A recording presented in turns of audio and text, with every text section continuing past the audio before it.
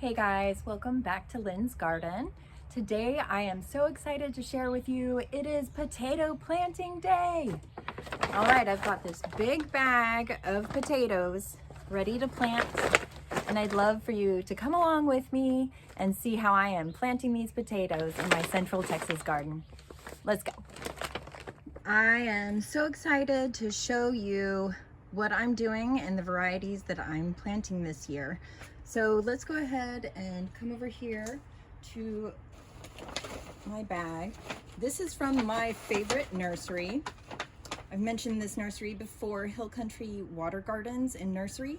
If you live anywhere around Austin, I really recommend you go there because it's not only an amazing nursery who just notified me through their newsletter that they have over 10,000 new plants ready to go for spring.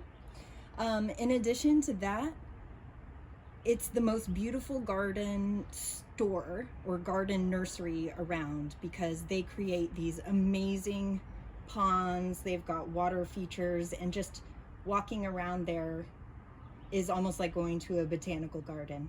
So please check it out if you're in the Austin area. It's just north of me, about 20 minutes. It's in Leander, Texas. So I went to Hill Country Water Gardens as soon as I got the newsletter saying that they had potatoes in stock. So that was quite a while ago. And I went there that morning and I was able to get all 4 varieties that they had available. And they come in these little paper bags. So I'll show you this one. Hill Country Water Gardens, and this is Yukon Gold. I got 2 pounds of each of these types of potatoes for only $3.99. That's an amazing price. If you've ever tried to buy potatoes online, they're so expensive, and then plus shipping. Geez, is it even worth it to grow potatoes? So anyway, I'm super excited to try these. I got 2 pounds for just $3.99. Total, I bought 4 bags of 2-pound potatoes. So what is that, $16 for 8 pounds of seed potatoes? This is gonna make me a lot of pounds of potatoes if everything works out. Okay, so the varieties that they carry are also really good for our area. So if you buy online from somewhere, they're probably from Maine or somewhere else where potatoes grow really well. And they're not gonna be suited for our climate. They're not used to it. It's gonna be a lot harder for them. So this one does not actually say where they got the potatoes from, but I do know that these varieties do well in my area. So I have 2 kind of gold or white potatoes and 2 that are like a red potato. So let me show you the other varieties.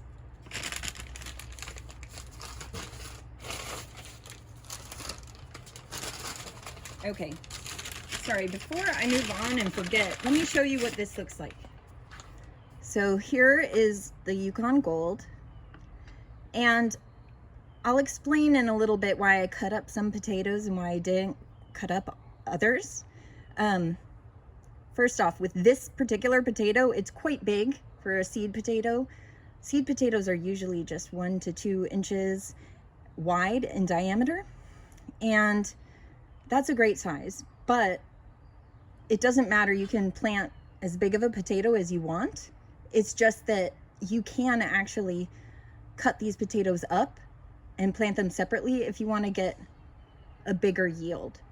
So that's what I did with most of them, but this one only had 1 eye on it, pretty much, these up top, and it doesn't have much around the back side. So I didn't want to cut it up and lose my only chance of getting potatoes. So you need to have at least 1 to 2 eyes on each piece of potato. So after I show you which 4 varieties I'm growing, I'll show you how I cut up the other ones. And then at the end, I'll show you how I am planting these potatoes.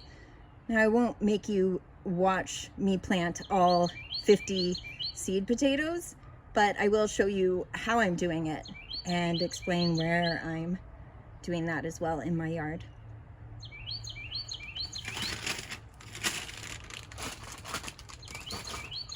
Okay. The next variety is a red one called Red Pontiac. I have one that was pretty small that I didn't cut up, and you can see that the growth on that is a lot more pink, kind of pinky purple magenta, and I'm really excited about having some red potatoes. I really love eating them. Okay, let me know, what are your favorite kind of potatoes, and let's figure out if you can grow them in your area. Let me know in the comments. Okay, the next one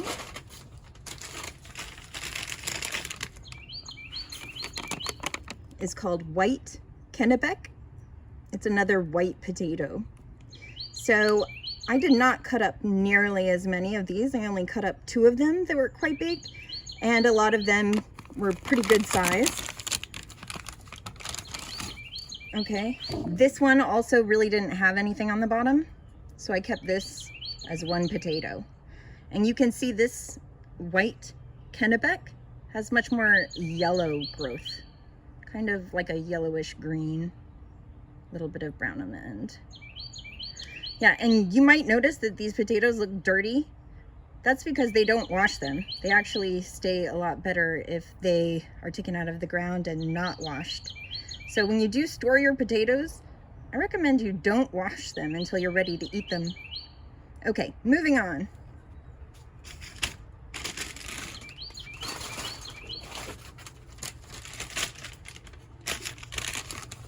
Okay, the last and 4th variety I'm growing this year is called Red Lesota.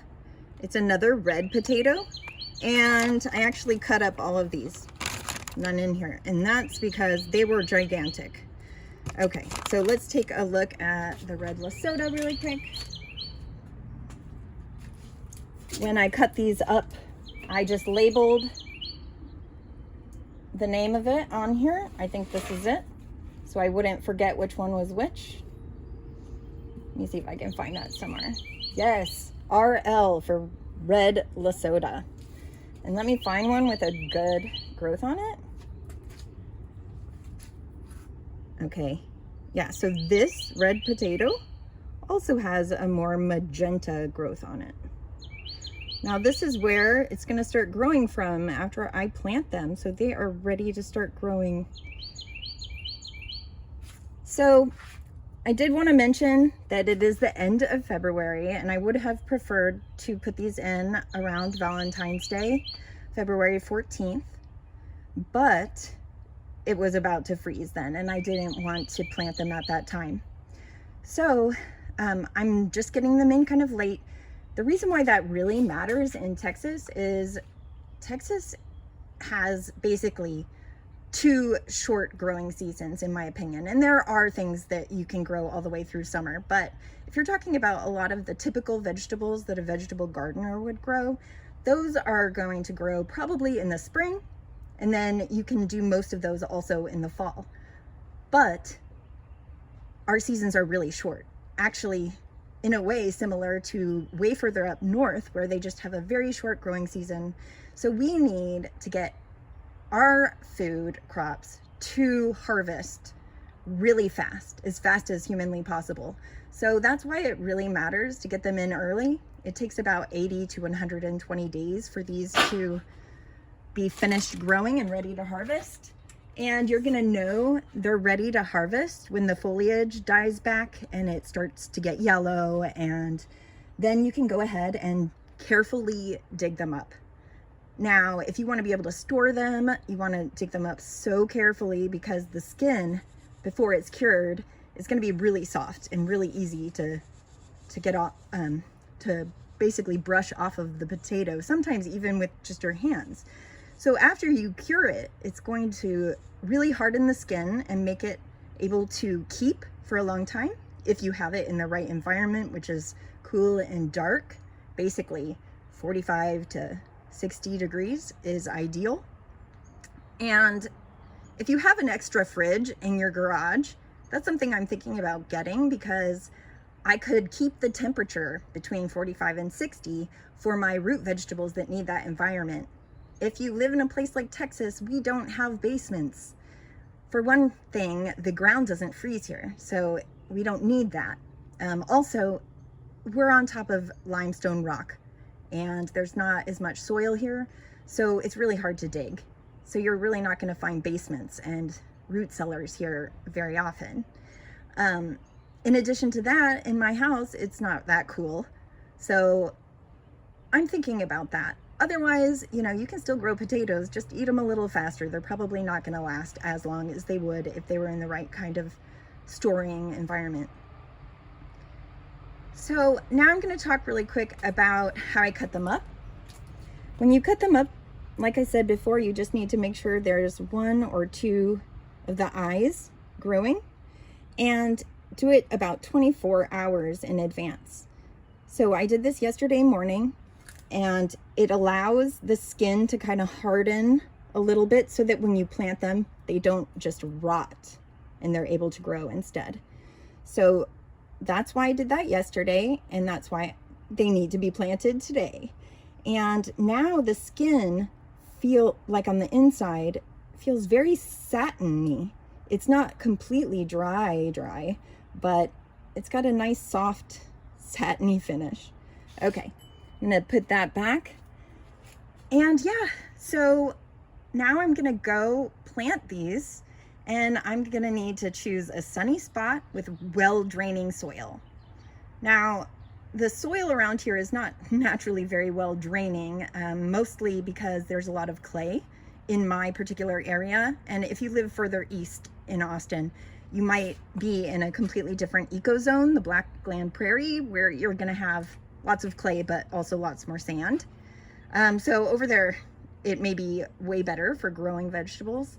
But in any case, I do with what I can here, and I've been working on improving the soil for about 10 years. And before that, when we moved in, there was pretty much nothing but like a foot of leaves that had never been taken care of. So turns out the lazy method of not cleaning up your yard for maybe years turns into really good compost. So we were just kind of lucky that way. And our house was built so long ago, we didn't have to worry about builder's soil or anything like that, that usually just it's just dirt. It's not soil. It doesn't have the nutrients in it. It doesn't have all of the elements and the minerals and everything that it needs. And it doesn't have the life, the microbiology. So all of those things are super important. Most of my soil is great here, but what I'm gonna do is use something called the Meadow Creature Broad Fork. And I'm going to gently use the broad fork to aerate the soil just a bit. I'm gonna just loosen the soil and let air and water and things like that get down into the soil.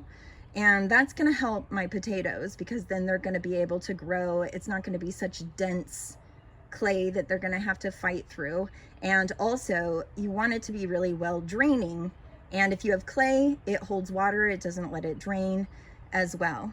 So doing that, plus adding about a 2-inch layer of mulch over it and watering it after planting are going to give me the best start. In addition to that, don't water it too much, because I've also made that mistake. I watered my potatoes too much in the past, and that time literally nothing came up. I think they rotted. So don't waterlog them, don't overwater them, don't underwater them. They need to grow as fast as they can. Get them in the ground if you can, end of February or at least the beginning of March if you live in an area like me that has a nice spring, but it gets hot really fast. So they don't like it to be too cold, and they don't like it to be too hot. So hopefully I can get it just right, and by the time it's too hot, it'll be time to harvest. That is the goal here in Texas. Okay, so I am excited to show you how I'm going to plant these. I've got to go choose some sunny spots with about 6 to 8 hours of sunlight. And so that means not shaded for 6 to 8 hours. All right, talk to you soon. I'm in the backyard, and first I'm going to quickly show you my Meadow Creature Broad Fork. It's the People's Broad Fork, and it is the 12-inch tines, which I think is plenty deep for what I need to do. And yeah, it's all one piece of solid construction, so I hope that it's gonna last forever. I watched a lot of reviews about this and just was also introduced to it many times by permaculture people on YouTube and my teachers. So I just got this for Christmas. I've used it only one time and I'm really excited to get to use it, and it's gonna help my potatoes drain really well. And it'll aerate the soil. It's gonna be great. Ready? So here it is. It's a little bit dirty because I used it and did not clean it off. Yeah, it's this nice forest green color. It does have some plastic on the end, but other than that, it's all steel, I believe, but definitely a strong metal. All right, so this area has a lot of what I consider weeds, which is a lot of Bermuda grass. And you know, I don't have a lot of things already planted here. It gets enough sun, so I thought, let's plant some potatoes here. Okay, so the first thing I'm supposed to do is kind of just put it in the ground. Note that I haven't even watered this, and you just step on it and wiggle it. I'm gonna adjust the camera so you can see better.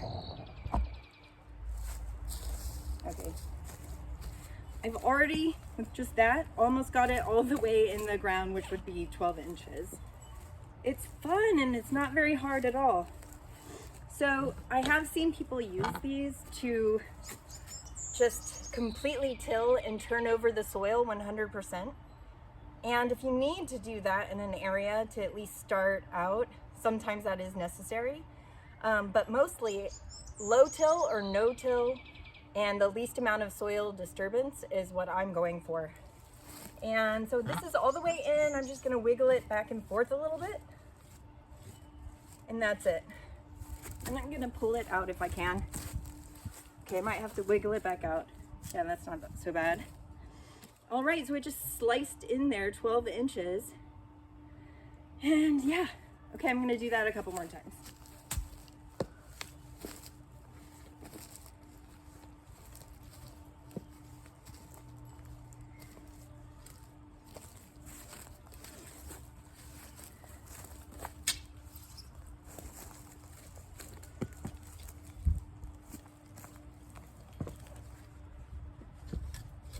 A balance beam. Okay, I hit rock. Some kind of rock there. It's just scraping and I don't want to ruin it, so that's okay. About, you know, that looks like about 6-7 inches. All right. Whew. Now I'm out of breath. I'm gonna set this down carefully. Okay. And I'm gonna change the camera angle a little bit so that you can see me planting the potatoes. Okay, got my gloves on. And you know, you can just kneel on the ground or squat if you'd like. I like to sometimes use this just kneeling pad that I got from the dollar store, Dollar Tree. So anyway, years ago as well, so it served me well. And I'm gonna use my Hori knife for planting.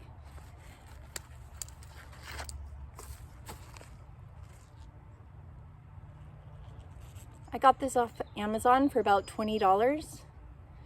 Let me know if you're interested and I can put a link in the description.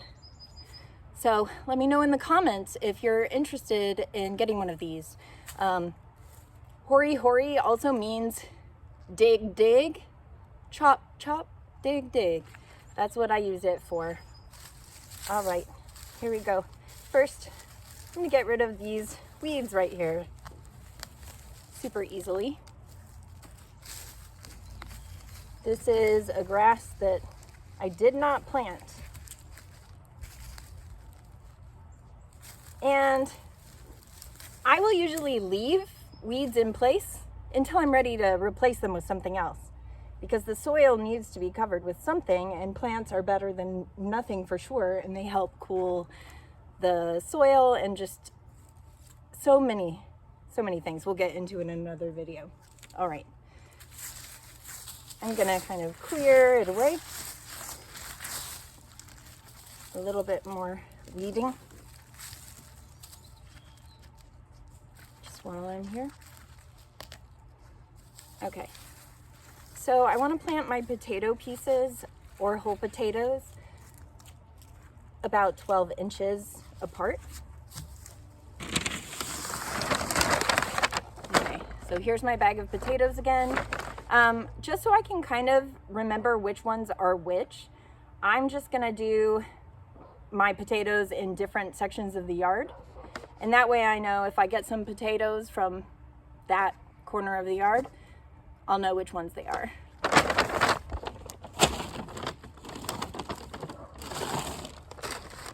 Over here by the oak tree in my backyard, we are going to put in these red cognacs. So I want them to be 3 to 4 inches into the ground with, basically further than that depending on how big the potato is. So 3 to 4 inches above, and then plus the size of the potato, so that there's 3 to 4 inches of soil on top.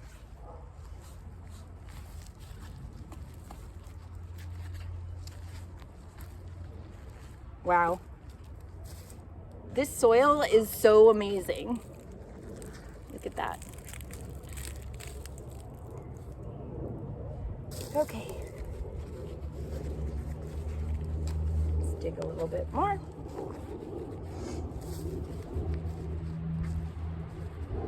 No, not deep enough. This does have measurements on it, up to 6 inches if you need to know how deep you're getting it. And I'm hitting some rocks. That's okay, I'll take them out. I'm gonna try and put the soil just to the side and not even break it up too much, because I don't want to ruin the soil structure. Ooh, I don't know if you can see that, but where is it? Do you see? I've got wormies. That's always a good sign. Okay, guy. Put him back. If I get rocks, I just take them out. Oop.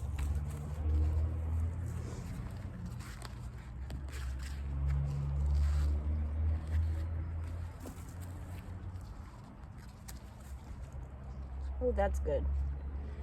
Okay, that's 4 inches. So I'm good. I'm gonna just take the native soil and put it back. And just mulch it. And if I need more mulch, I'll grab that from the front yard, since I have had a truckload of it. And so I have plenty. About 12 inches away, 6 plus 6 right here. You can usually eye about a foot anyway. Woo! Look at that. Hey, wormies. Welcome.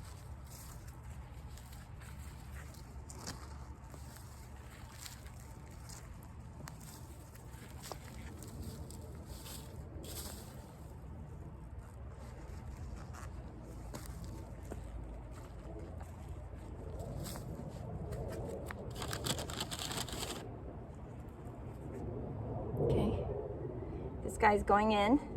I'm gonna try and point these growing parts towards the top, because that's gonna be the growth coming up out of the ground.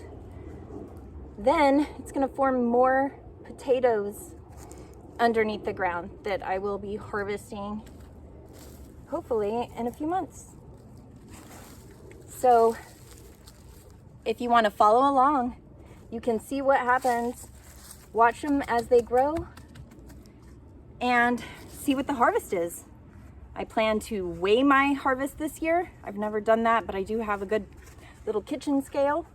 So I'm gonna weigh my harvest and see how many pounds of potatoes did I yield from 8 pounds of seed potatoes? I'm really curious to know. Have you ever grown potatoes before? Please share your experience in the comments below, and I'll see you in the next one.